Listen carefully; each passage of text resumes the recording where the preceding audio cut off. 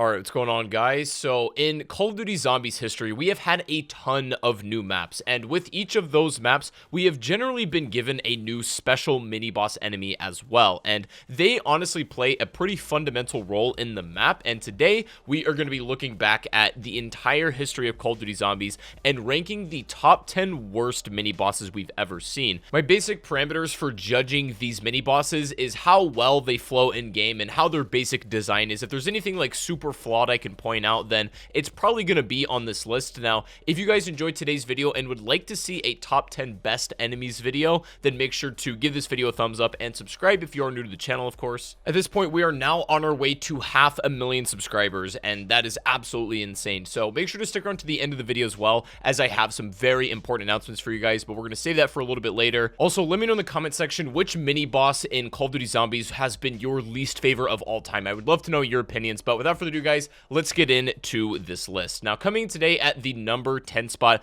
I'm actually going to give this to Plague Hounds from Call of Duty Black Ops Cold War. So, of course, this being the newest COD, we've been introduced to, so far, 2 new mini-boss enemies. I guess the Dog Rounds or Plague Hounds, as they are in Cold War, and also Megatons. But I think Plague Hounds are probably, of the two, the least best designed, as they are the replacement for traditional Dog Rounds. I think they take it a step further in this game by making them explode and leaving a cloud of toxic gas behind. My main problem with this is that there's really no way to counterplay it. Now, you can run Blast Furnace on your gun, if you didn't know, to deal more damage to Plague Hounds, although it's not super useful as they're pretty squishy enemies to begin with, but there is no way to make them die without the gas exploding. I remember in Black Ops 1, if you had killed a Nova Crawler with a knife or something like a Thunder Gun, they wouldn't explode with the gas, and I don't believe there's any way in Cold War to prevent them from doing that. Also, the zombie tracking on these Plague Hounds is absolutely ridiculous. They will jump at you even if you're moving very creatively, and they'll track you down like it's nobody's business. Sometimes it feels very unfair,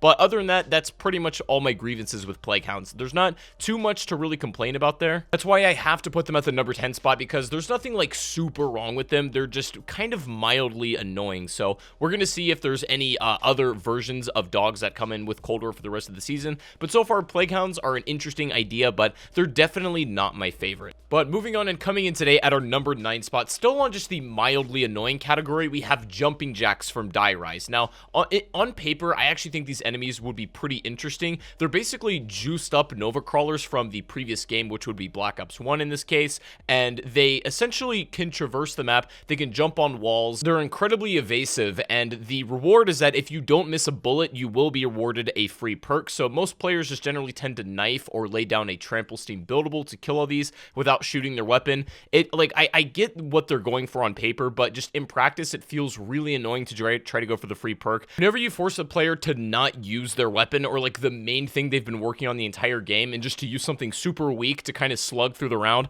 it's not great gameplay as far as I'm concerned. So the Jumping Jacks, again, on paper, I do think they work, but in execution, weren't maybe the best move for Die Rise. There are melee weapons that are given to you to deal with these very quickly that you can just basically one-tap them with, and I think that's great, but again, I think there's like a better solution that would still be more enjoyable for these Jumping Jacks. I think maybe if they tweaked their movement a little bit, or if they, you know, adjusted how they get around the map, or better yet, imagine these Jumping Jacks could give really rare and valuable drops in Die Rise, or it could give a max ammo. The player could still be allowed to shoot and even miss bullets, but let's say the more bullets you miss, the less chance you have of getting a rare item. So there'd be like a little bit of a risk-reward factor there. I think that would be a great way to redesign them and would certainly make them at least more worthwhile at the end of the day, because again, once you get all the free perks as well, or once you have the perk cap in Die Rise, there is absolutely no reason to melee them, and you may as well just miss every shot in the entire world. But again, shooting these aren't really that fun just because of the way they move around.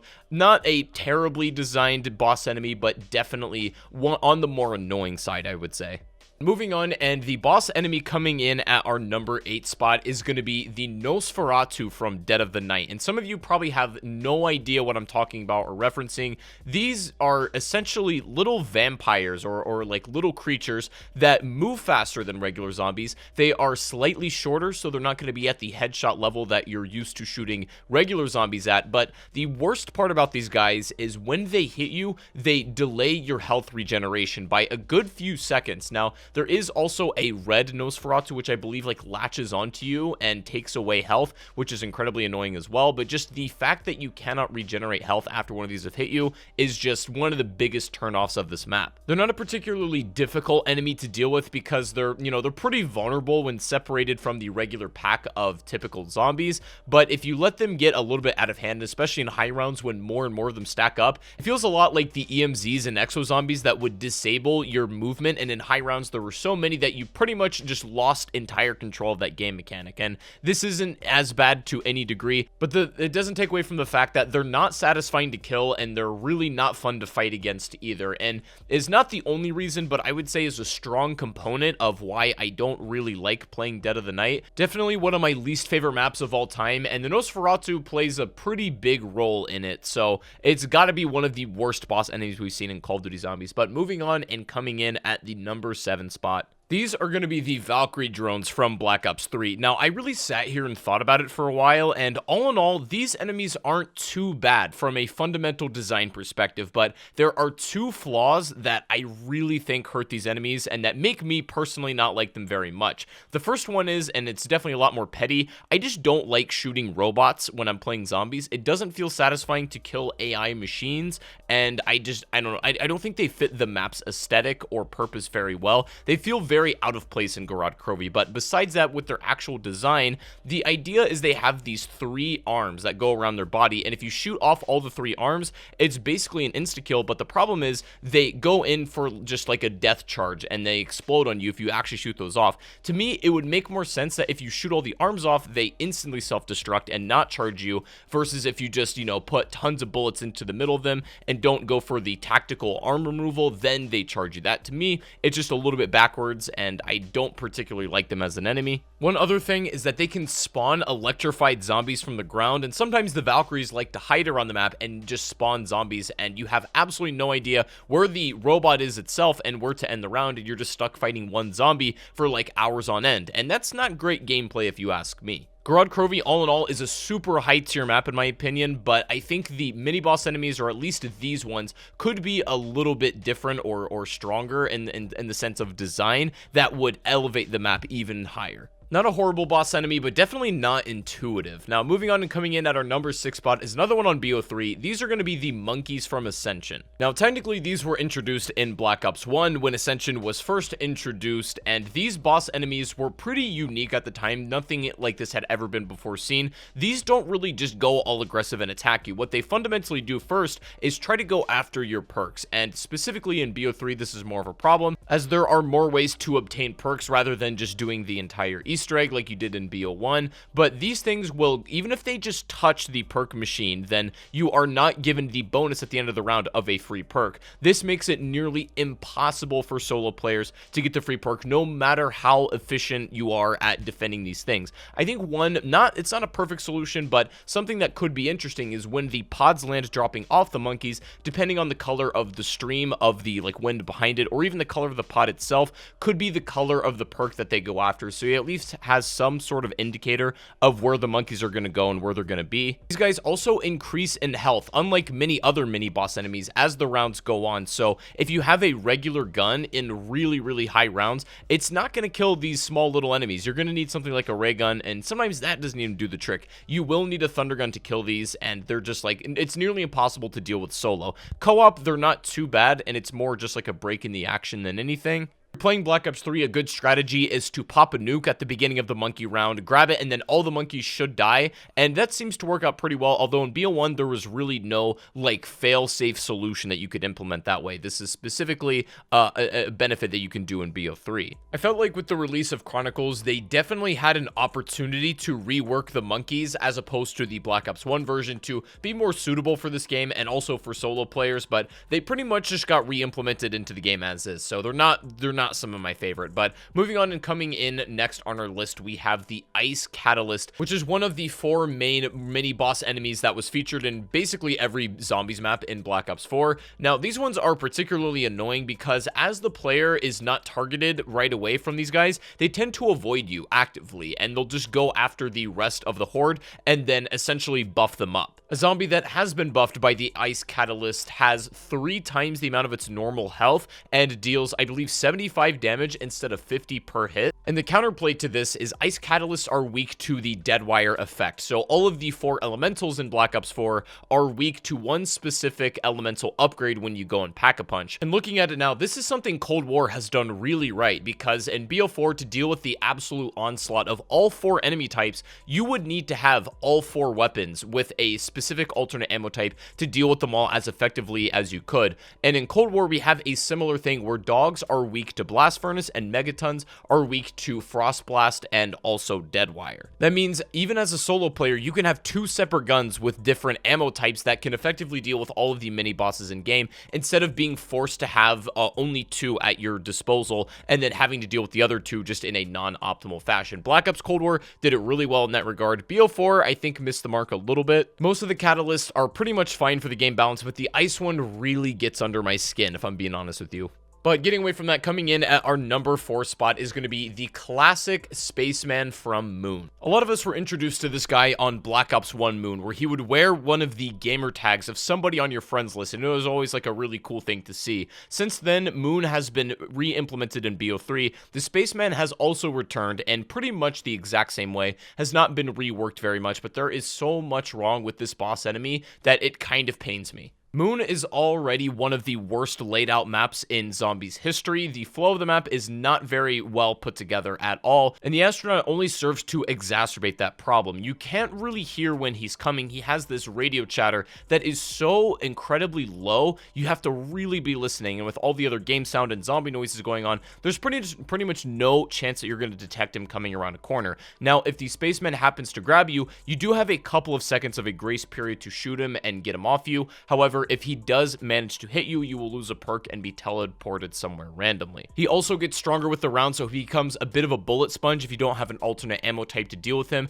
Deadwire and Blast Furnace work the best on BO3. However, there was no really like fail-safe situation you could do in Black Ops 1 to deal with him. The wave gun doesn't do anything to this guy, and that's like the main wonder weapon of the map, and it doesn't even counterplay the main mini boss, and so I think there's a lot going on there. You also don't get any rewards for killing him either. You get a mini explosion that clears all the zombies around you, but I wouldn't really consider that much of a reward. And that's one of my least favorite properties about mini bosses, is when you kill them and they don't give you anything in return. Cold War, every time you kill a megaton, you get showered with armor, ammo, and even like other cool stuff. So I think they did pretty well in that regard, but the Spaceman is easily one of my least favorite boss enemies of all time. Cracking into our top 3 here, coming in at the number 3 spot, I gotta give it to the Avogadro. Although it has one of the coolest entrances and introductions of a boss enemy or a mini boss that we've ever seen in Zombies history, but the boss mechanics itself are less than ideal. Before I dismantle the Avogadro, I will say one really positive thing. When it was introduced in Transit, it was one of the most mysterious and like awe-inspiring mini bosses we've had basically ever, and in Alpha Omega they reintroduced him as the main boss in that map. However, I think they kind of dropped the bag on that one by giving him a voice and making him like an actual person, because I don't know, it took away a lot of the mystery and the charm that the original one had. But that aside, the mechanics of the one in Transit are really not great, and I don't know what Black Ops 2's obsession with having to knife mini bosses were, but there is no way that you can physically shoot the Avogadro with any weapon in the game that will deal damage to it. You need to get either the Bowie knife or Galvanuckles to take care of it, and it respawns every couple of rounds as well, even if you deal with it. And again,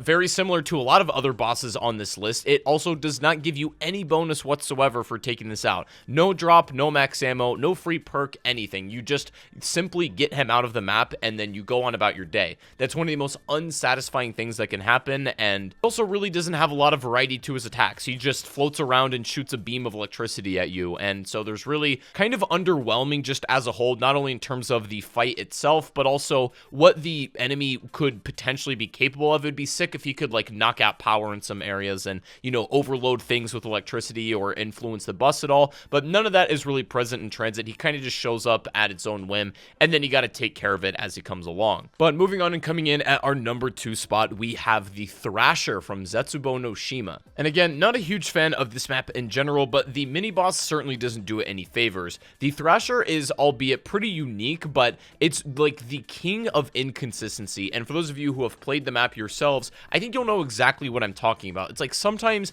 the Thrasher can just like hit you once and give you a nice love tap, but you don't die, or it can literally one-shot you with Jug, with full perks, a shield, and everything.